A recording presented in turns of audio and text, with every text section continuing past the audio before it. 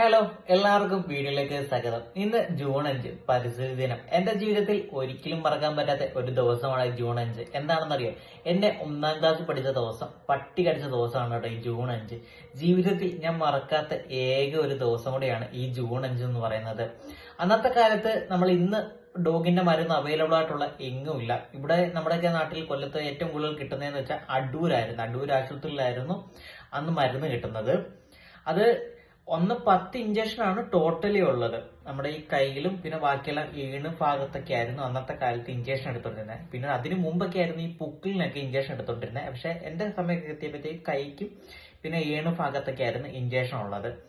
ജീവിതത്തിൽ മറക്കാൻ കഴിയില്ല. കാര്യം അന്ന് നമുക്ക് ആകെ കിട്ടുന്നതെന്ന് വെച്ചാൽ വാർഡ് മെമ്പർ വഴി ഒരു ഇഞ്ചക്ഷൻ ഫ്രീ ആയിട്ട് കിട്ടും. ബാക്കി എല്ലാ മരുന്നുകളും നമ്മൾ പുറത്തു നിന്നുള്ള മെഡിക്കൽ സ്റ്റോറിൽ നിന്ന് മേടിച്ചു കൊടുക്കേണ്ട അവസ്ഥയായിരുന്നു അന്നത്തെ കാലത്ത്. അതൊക്കെ വെച്ച് നോക്കുമ്പോൾ ഇന്ന് ഒരുപാട് മാറ്റമുണ്ട്.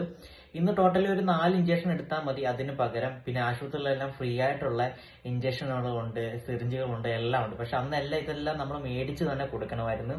പിന്നീട് ഇന്നത്തെ ഇഞ്ചക്ഷൻ എടുക്കുമ്പോൾ നമുക്ക് ഫുഡൊക്കെ കഴിക്കാം, എന്ത് വേണമെങ്കിലും. ചിക്കനായാലും നാരങ്ങ അത്ര കഴിക്കില്ലെന്ന് പറയാം. പക്ഷെ എന്നാലും നാരങ്ങയും മുട്ടയും എല്ലാം കഴിക്കാം. പക്ഷെ അന്നത്തെ കാലത്ത് നമുക്ക് ഫുഡ് എന്ന് പറയുന്നത് ഒന്നും തന്നെ കഴിക്കാൻ പറ്റത്തില്ല. അങ്ങനെ ഒരു സാഹചര്യമായിരുന്നു അന്നത്തത്.